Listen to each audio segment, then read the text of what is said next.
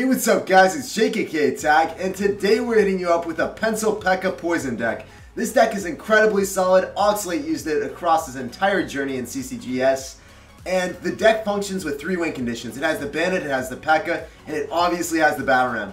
This deck you really want to be pumping up, and then you're going to be defending and making counter pushes. You don't really want to drop your Pekka until you realize what your opponent has. Always, if they have Golem or if they have Giant, do not drop your Pekka. Just drop all their cards, cycle, wait for them to drop their Golem or their Giant, then you drop your Pekka and counter push with that. You never really want it out of rotation. Always use your Night Witch to counter the Battle Ram. If you place it high enough on the bridge, you're going to be able to counter a Battle Ram. You won't actually have to use your Pekka. If that's not in cycle, then you got to log and Bandit. There's a lot of things to get into, guys. So I got a nice juicy 12 win with that Pekka Pencil deck. Let's go and open it up right now. It's an incredibly solid deck. That was my first try with the deck, and I got 12 wins relatively easily. The only thing that it really kind of struggles with is having a bad rotation and then not being able to punish pumps. So if you get a bad rotation, you could lose some games, but don't fret, guys. This deck is an amazing deck in GCs. Just opening up this 12 win real quick. I'm really hoping for a Lumberjack or another Legendary that I don't have. I still haven't unlocked the Legendary Lumberjack on my account. Let's get to it, guys. We need some epics. We need the epics. All 11 epics right here. Oh, we got 5, so we're going to get 7 right now. And we got 6. We got 6 Executioners. That's pretty solid. I'm going to get that to level 5 real quick.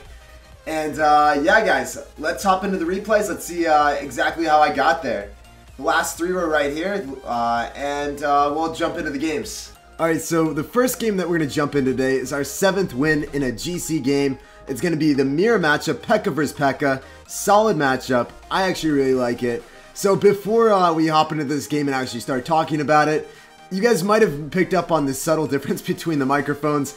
We were recording with the quality of a Pringles box, and now we've graduated to the quality of an actual microphone, the Blue Yeti microphone. So I've been reading your comments. I've been trying to mess around with it. Let me know if this is a little bit better. I think it's a little bit more clear, not picking up as much background noise. And yeah, just let me know down below, guys. And so he's starting with the Pekka in the back. I'm starting with the Pekka in the back. The reason you never play your Pekka as your first card is they could rush opposite lane with Golem or Giant, and then you don't have your Pekka. So that guy made the first move with his Pekka. Is really good for me. Also, the Pekka is going to fight on my side of the map, not his. So everything in this situation is pretty good for me.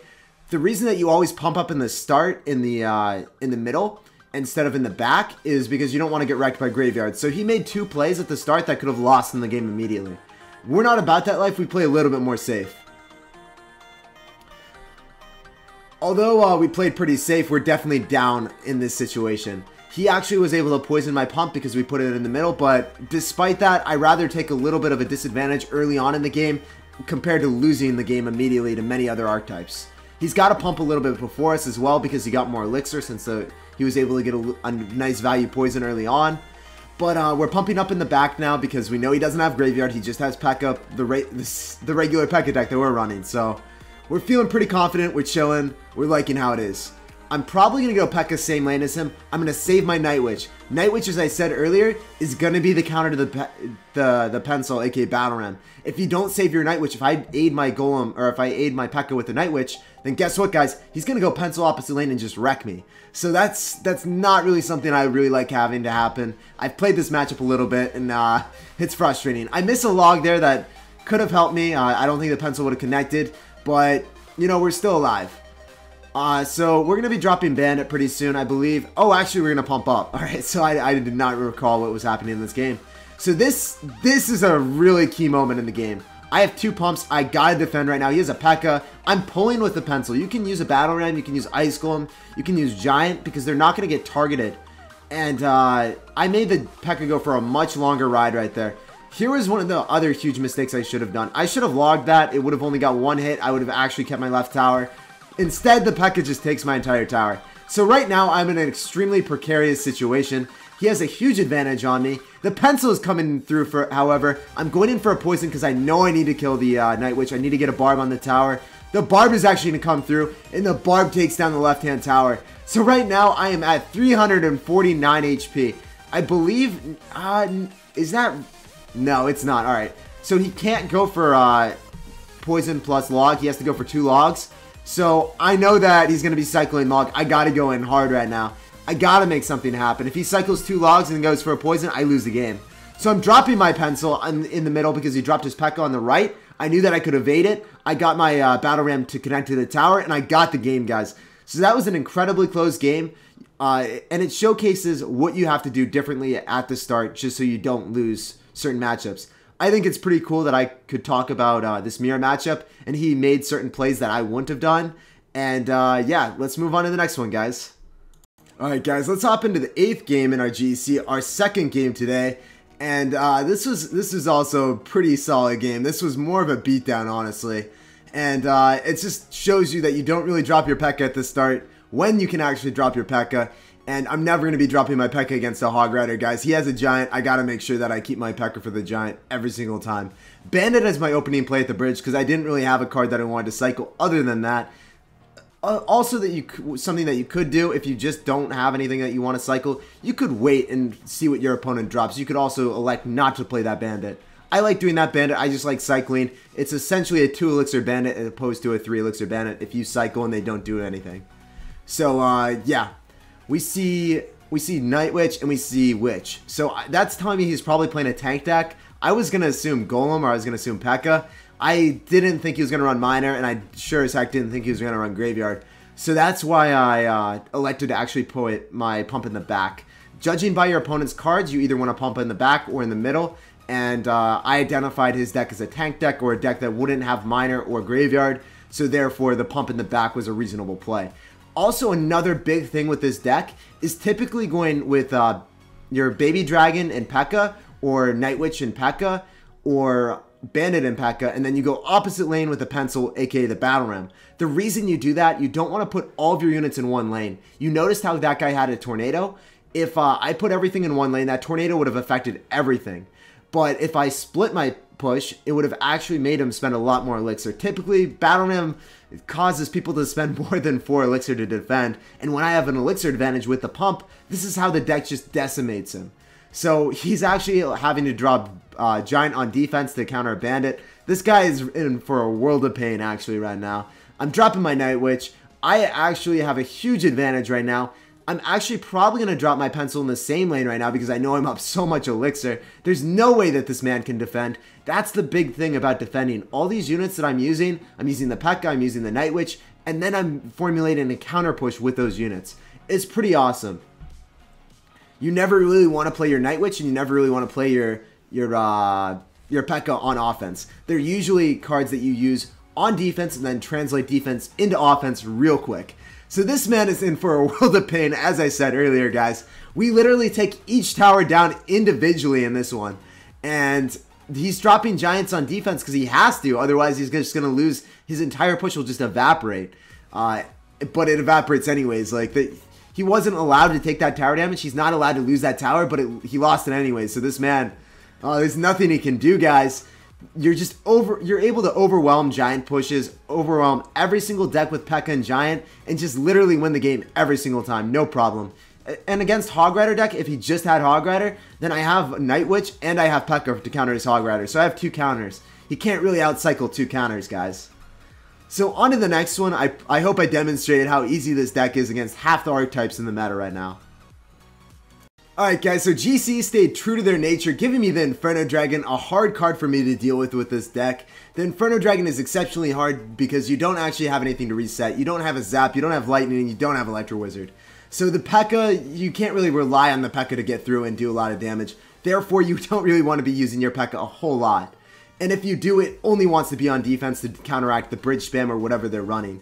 So guys, let's kill 2 birds with 1 stone, and let's hop into a bridge spam Inferno Dragon deck, and let's see how we do and how we deal with it. So I have Pump in my starting hand. I also have Pekka. This is also a little bit of a risky maneuver that I elect to do. I pump up without Night Witch in hand. Typically when I pump up, I always want to have Night Witch in hand, but I do have Pekka, so at least there's that. I could eat a lot of damage right here, guys, but I'm relying on my Pekka to defend me right now. So he is going to bridge spam me. Here's one mistake that I did do. I should have dropped my Pekka a little bit further up. If you guys noticed that, that Ice Spirit hit my Pekka and it hit the tower. That's something that you don't really want to have happen. But right now, I'm still in a good situation. Despite that minor mistake, I still am going to mitigate a lot of damage, and I'm still going to be left with the pump up, guys. He's going to do a lot of damage, but if you look at the situation of what we have right now, he hasn't taken the tower, and he still has to like finish it off.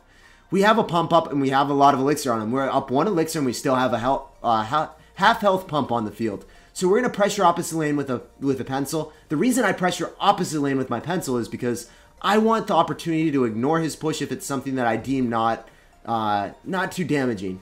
For example, if that was a baby dragon or something, I would just simply ignore it, not really care. Because then it would even up both of the tower damages, and it's just not worth defending that completely. I'm going to pressure opposite lane with a Bandit plus baby dragon, and he's definitely still got to deal with that. I'm going to go in with my Night Witch because I know I'm up a lot of elixir, and I don't really know if he's actually has enough elixir to defend this. Being cognizant of your opponent's elixir with this deck is really, really important. And because of that, I dropped my Night Witch and I dropped my Pekka. The Night Witch actually aided my Pekka, and I believe because of that Night Witch, I was able to break through and take that tower. Staying true to nature, guys. Always after defending with your Pekka and your supporting troops, you always go opposite lane with that Battle Ram. The Battle Ram is really hard for your opponent to defend when they're down elixir, and it's really hard to defend cost efficiently. So if they don't have the proper card cycle or anything, and that Battle Ram is barreling down their right lane, they're really going to be suffering, guys, because that's one of the hardest things to defend in this current meta. So, guys, let's hop into some live battles. These were some really clean GC games, and I hope you guys were able to learn some stuff from that. I was happy to get this 12 win on my first try with the Bridge Spam deck. Alright, guys, so we got our final game against Option Trader. Not Win Trader, Option Trader from Crucible Wrath. What a name, what a name. So we will have Night Witch, so we will elect to pump up with our Elixir Collector. He is rocking Goblin Hut? What? What are those, guys? I don't understand anymore. Regardless, we're going to Night Witch. Okay, he finessed us right there. I thought he was one of them that would actually go for the pump. I was not expecting that. Crazy stuff, man. We're going to go in for our Baby Dragon plus Bandit push. And that Baby Dragon is going to burp away on the Night Witch, and we're doing very well right now. I'm happy with the situation. And I don't really think he has anything to deal with this, guys. We're going to go opposite lane of that Knight. We're going to be dropping our Battle Ram. And we are thriving out here. He's got Furnace as well. What a crazy deck. Dropping our Pekka. We can't let that get too many hits on us.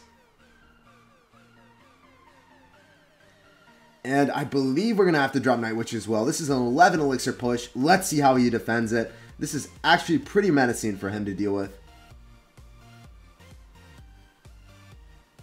That Ice Spirit's not going to do it, man. Not going to cut it out here. And that Pekka and Night Witch are just coming out here, and we are killing the game. That Night Witch is still alive. We're going to go in for our Bandit. He's got to deal with that. That Bandit is going to dash through. It is immune to log when it starts that dash, and this is really good for us. That's at 300, and now it's gone. It's completely gone, guys. I was counting it, and I lost track, you know? Alright, we're going for another Collector. If he goes in for a Minor Poison, which he will, we will just elect him not to defend it, because he's probably just going to go for a Minor behind and then poison that. There it is. We're actually going to go in for a log. He didn't poison. He thought we were going to drop something, but we simply finessed him. We're going to go in for another Pekka push, and we're going to eat those Fire Spirit hits. We're just going to be building up on the right-hand lane, and we're not going to care too much. I guess this is the deck that CMC ran a while back. It's pretty cool, but it's not going to work against the serious deck like this. So we're going to be dropping our Night Witch. He's going to poison this on defense. We're going to get a really valuable poison right there. We hit the tower. We hit the Goblin Gang, or the Goblin Hut. I don't even know how to say it because it's not a real card anymore, guys. And yeah, this guy's just getting finessed. There's nothing he can do, guys.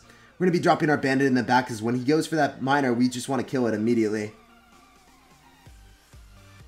There's not much he can do, guys. We're just going to keep dropping our Pekka in the back. We're going to keep dropping cards so that his Minor just doesn't do anything. That Pekka's just going to one-shot that Minor. That Minor's very sad. Just was not able to live out the duration of the life that it wanted, guys. It's not a high-quality life right there. And yeah, we won the game. Good game, well played, good luck. Cool deck by that guy. Just doesn't work against serious decks like the Pekka. Alright guys, so thanks for chilling with me. Thanks for watching the vid. And I hope you guys like the deck. Run it in GCs and let me know down below. Also guys, hit me up and let me know what you guys think about the new mic. Have we graduated to a new, better mic, or have we taken a step back? I think it's better personally, but I'm interested in hearing your opinions as well. So guys, as always, thanks for watching, peace out, and I can't wait to see you guys next time.